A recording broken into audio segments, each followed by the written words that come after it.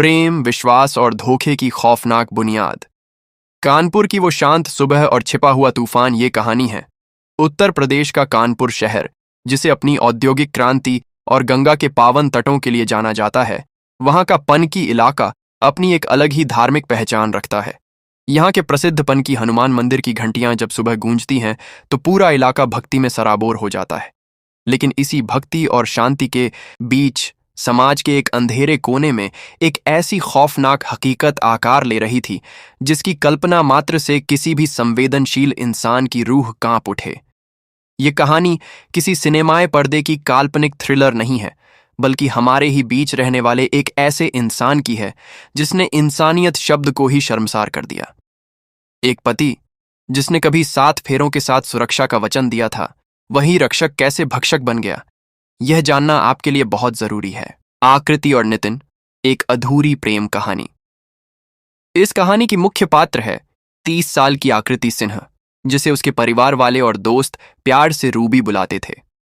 आकृति एक ऐसी लड़की थी जो अपनी आंखों में सुनहरे भविष्य के सपने संजोए हुए थी। वह चंचल थी, समझदार थी और जीवन को पूरी उमंग के साथ जीना चाहती थी। लेकिन कहते हैं ना कि किस्मत के पन्नों पर कभी कभी बहुत ही दर्दनाक इबारत लिखी होती है। करीब 4 साल पहले आकृति की मुलाकात नितिन सविता से हुई। नितिन पनकी मंदिर के पास ही खिलौने की एक छोटी सी दुकान चलाता था। वह एक साधारण परिवार का लड़का था जो दिन भर मासूम बच्चों को रंग बिरंगे खिलौने बेचकर अपना गुजारा करता था। इन दोनों के बीच मुलाकातों का सिलसिला शुरू हुआ। ये मुलाकातें कब प्यार में बदल गईं, इसका अंदाजा शायद खुद इन दोनों को भी नहीं था। आकृति एक मध्यम वर्गीय और संस्कारी परिवार से थी, जबकि नितिन का संघर्ष उसकी छोटी सी दुकान तक सीमित था। जब इन दोनों के प्यार की चर्चा समाज में होने लगी तो कई तरह की रुकावटें आईं। आकृति के परिवार वाले इस रिश्ते से खुश नहीं थे। वे अपनी बेटी के लिए एक सुरक्षित और स्थिर भविष्य चाहते थे। लेकिन प्यार में अंधी आकृति ने किसी की नहीं सुनी। उसने दुनिया, समाज और अपने माता पिता के खिलाफ जाकर साल 2022 में नितिन के साथ लव मैरिज कर ली। उस वक्त उसे लगा था कि उसने अपना संसार पा लिया है। शादी के बाद का कड़वा सच। शुरुआत में सब कुछ किसी हसीन सपने जैसा था। दोनों साथ मिलकर उसी खिलौने की दुकान पर बैठते थे। देखने वालों को लगता था कि यह जोड़ी मिसाल है। 2 लोग मिलकर मेहनत कर रहे हैं और अपना घर बसा रहे हैं। लेकिन जैसे ही शादी की वह शुरुआती चमक फीकी पड़ी, हकीकत का बदसूरत चेहरा सामने आने लगा। प्यार की वह चाशनी धीरे धीरे कड़वाहट में बदलने लगी। खिलौने की दुकान से होने वाली कम आय और एक ही कमरे में सिमटी जिंदगी ने उनके बीच विवादों की दीवार खड़ी कर दी। आकृति के भाई और मायके वालों का आरोप है कि शादी के कुछ ही महीनों बाद नितिन का हिंसक रूप उजागर हो गया था। जो हाथ कभी आकृति को सहारा देते थे, अब वही हाथ उस पर उठने लगे थे। नितिन छोटी छोटी बातों पर आकृति को मानसिक और शारीरिक रूप से प्रताड़ित करने लगा। वह प्रेम जिसके लिए आकृति ने अपना सब कुछ दांव पर लगा दिया था, अब उसके लिए एक नर्क बन चुका था। वह अक्सर अपनी सहेलियों और भाई से रोते हुए अपनी आप बीती सुनाती थी, लेकिन फिर भी वह इस उम्मीद में जी रही थी कि शायद बच्चा होने पर या समय बीतने पर नितिन सुधर जाएगा। पुलिस की अनदेखी और समाज का दबाव। आकृति ने हार मानकर कई बार पुलिस का दरवाजा भी खटखटाया। वह पनकी पुलिस चौकी गई, उसने लिखित शिकायतें दीं, लेकिन हमारे समाज और सिस्टम की सबसे बड़ी कमी यहां देखने को मिली। जब भी कोई विवाहिता प्रताड़ना की शिकायत लेकर जाती है तो उसे अक्सर यह कहकर वापस भेज दिया जाता है कि घर की बात है, आपस में सुलझा लो। पुलिस ने भी हर बार यही किया। उन्होंने नितिन और आकृति को बिठाकर सिर्फ एक समझौता करा दिया। कागजों पर तो मामला सुलझ जाता था, लेकिन घर के अंदर आकृति के लिए वह आग और तेज हो जाती थी। उसके भाई का आज भी यह मानना है कि अगर उस वक्त पुलिस ने नितिन पर कड़ी कार्रवाई की होती तो शायद आज उसकी बहन जिंदा होती। समय बीतने के साथ नितिन का हौसला और बढ़ गया। उसे लगने लगा कि वह कुछ भी करेगा तो पुलिस सिर्फ समझौता कराएगी। 26 फरवरी की उस मनहूस तारीख से पहले वाले कुछ दिन बहुत ही तनावपूर्ण थे। घर में बात बात पर झगड़े हो रहे थे। नितिन के परिवार वाले भी इस प्रताड़ना में शामिल बताए जाते हैं। आकृति अब पूरी तरह से टूट चुकी थी और उसे अपनी जान का खतरा महसूस होने लगा था। उसे नहीं पता था कि जिस इंसान के साथ उसने जीने मरने की कस्में खाई थीं, वही उसकी मौत की पटकथा लिख रहा है।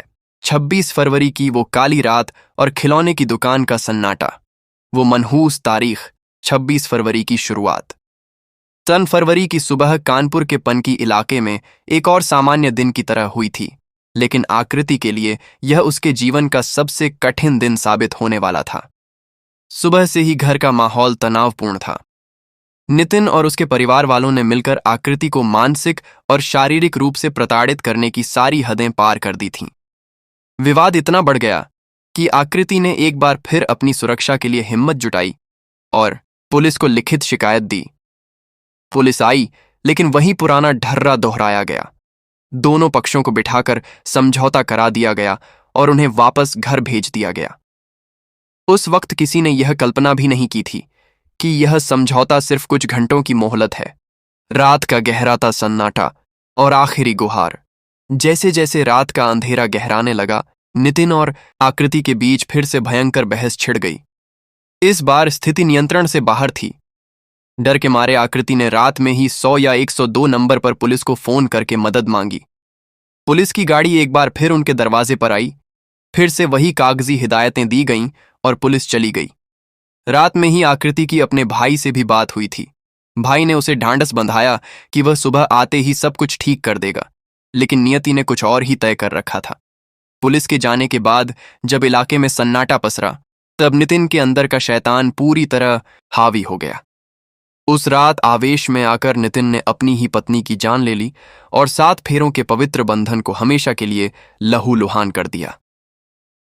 साजिश का पहला चरण, लाश के साथ दुकानदारी।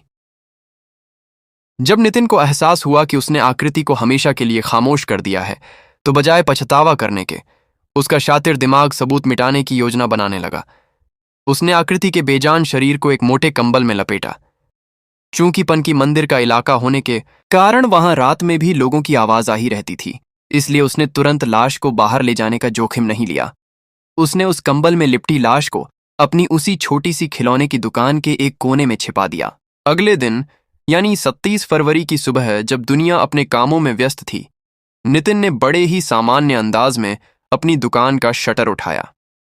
यह सोचकर ही रूह कांप जाती है कि दुकान के एक तरफ उसकी पत्नी की लाश कंबल में दबी पड़ी थी और दूसरी तरफ वही पति मंदिर आने वाले श्रद्धालुओं और मासूम बच्चों को मुस्कुराकर खिलौने बेच रहा था। पूरा दिन वह एक आम दुकानदार की तरह व्यवहार करता रहा ताकि किसी को भी उस पर शक न हो। वह बस सूरज ढलने और रात के अंधेरे का इंतजार कर रहा था ताकि उस खौफनाक राज को ठिकाने लगा सके। सबूत मिटाने की कोशिश।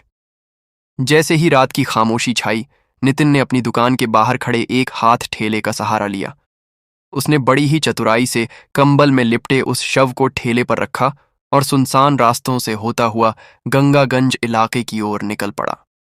वहां बहने वाले एक गहरे और गंदे नाले के पास पहुंचकर उसने चारों तरफ नजर दौड़ाई। जब उसे यकीन हो गया कि कोई उसे नहीं देख रहा, तो उसने आकृति के शरीर को उस नाले की गहराई में फेंक दिया। उसने हर वो कोशिश की जिससे यह राज कभी सतह पर न आ पाए। अपना काम खत्म करके वह वापस घर लौट आया, मानो कुछ हुआ ही न हो। 27 और 28 फरवरी की तारीखें बीत रही थीं, लेकिन आकृति के मायके वालों को उसकी कोई खबर नहीं मिल रही थी। भाई ने कई बार उससे संपर्क करने की कोशिश की, लेकिन आकृति का फोन और उसकी आवाज दोनों ही खामोश थे। तभी 28 फरवरी को नितिन ने खुद आकृति के भाई को फोन किया और बड़े ही नाटकीय अंदाज में एक झूठी कहानी सुनाई। उसने कहा कि तुम्हारी बहन घर से कहीं चली गई है और मुझे मिल नहीं रही है। ये सुनते ही परिवार वालों के पैरों तले जमीन खिसक गई। उन्होंने पागलों की तरह उसे हर जगह ढूंढा, रिश्तेदारों, दोस्तों और जान पहचान वालों के यहाँ खाक छानी, लेकिन आकृति का कहीं कोई नामो निशान नहीं था। नाले से निकला खौफनाक सच। कहते हैं कि जुर्म चाहे कितना भी शातिराना क्यों ना हो, वह अपना निशान छोड़ ही जाता है। कुदरत को भी शायद यह नाइंसाफी मंजूर नहीं थी। 28 फरवरी के दिन गंगागंज के उसी गंदे नाले में जहां नितिन ने उस राज को दफन किया था, वक्त के साथ वह कंबल पानी की सतह पर तैरने लगा। आसपास से गुजरने वाले राहगीरों ने जब नाले में एक संदिग्ध चीज देखी, तो पूरे इलाके में सनसनी फैल गई। सूचना मिलते ही पुलिस की टीम फॉरेंसिक एक्सपर्ट्स और फील्ड यूनिट के साथ मौके पर पहुंची। बड़ी मशक्कत के बाद उस बेजान सच को नाले से बाहर निकाला गया, जो अब एक बहुत ही दर्दनाक कहानी बयां कर रहा था। सोशल मीडिया और शिनाख्त का वो मनहूस पल। चूंकि उस वक्त तक पुलिस के पास कोई सुराग नहीं था, इसलिए यह एक ब्लाइंड केस था। कानपुर पुलिस ने तुरंत शव की तस्वीरें खींची और उन्हें सभी सोशल मीडिया प्लेटफॉर्म्स और व्हाट्सएप ग्रुप्स में सर्कुलेट करना शुरू कर दिया। और फिर वो मनहूस पल आया। व्हाट्सएप पर घूमती हुई वह तस्वीर आकृति के भाई के फोन तक पहुंच गई। अपनी सगी बहन की वह खामोश और दर्दनाक तस्वीर देखकर भाई चीख पड़ा। जिस बहन से उसने वादा किया था कि वह सुबह आकर सब ठीक कर देगा, आज वह हमेशा के लिए खामोश हो चुकी थी। भाई तुरंत पुलिस के पास पहुंचा और नितिन के जुल्मों की पूरी दास्तां रोते हुए सुना दी। सीसीटीवी फुटेज और कातिल का कबूलनामा। लड़की के परिवार वालों के शक के आधार पर पुलिस ने नितिन को हिरासत में ले लिया। शुरुआत में उसने पुलिस को गुमराह करने की बहुत कोशिश की, लेकिन पुलिस के पास इलाके के कुछ ऐसे सीसीटीवी फुटेज हाथ लग चुके थे जिनमें रात के अंधेरे में नितिन एक ठेले पर कुछ भारी चीज कंबल में लपेट कर ले जाता हुआ साफ दिखाई दे रहा था। जब पुलिस ने ये पुख्ता सबूत उसके सामने रखे तो उसके पास बचने का कोई रास्ता नहीं बचा। कुछ ही घंटों की पूछताछ में उसने अपना जुर्म कबूल कर लिया। उसने बताया कि कैसे 26 फरवरी की रात आवेश में आकर उसने अपनी पत्नी की जान ली और कैसे पूरा दिन लाश के साथ दुकान में बैठकर ग्राहकों को खिलौने बेचता रहा। डीसीपी एसएम कासिम आब्दी ने मीडिया को जानकारी दी कि आरोपी पति को गिरफ्तार कर लिया गया है, लेकिन आकृति के भाई का दिल आज भी रो रहा है। उसका आरोप है कि इस वारदात में नितिन के पिता और उसकी बहन भी शामिल थे, जिन्होंने घर के सीसीटीवी कैमरों की फुटेज डिलीट करके सबूत मिटाने में मदद की। परिवार का सबसे बड़ा दर्द यह है कि अगर पुलिस ने उन शुरुआती शिकायतों पर ही कड़ा एक्शन लिया होता तो शायद आज आकृति उनके बीच होती। यह घटना हमें सोचने पर मजबूर करती है कि आखिर हम किस समाज में जी रहे हैं, जहां एक इंसान अपनी ही पत्नी को मारकर चैन से खिलौने बेच सकता है। निष्कर्ष, घरेलू हिंसा कभी भी घर का मामला नहीं होती। एक छोटी सी अनदेखी बहुत भारी पड़ सकती है। अगर आपके आसपास ऐसा कुछ हो रहा है तो तुरंत मदद मांगें। जागरूकता से भरे मामलों को जानने के लिए चैनल को सब्सक्राइब करना ना भूलें। मिलते हैं अगली वीडियो में एक और सच्ची घटना के साथ। तब तक के लिए अपना और अपनों का ख्याल रखें। सुरक्षित रहें, सतर्क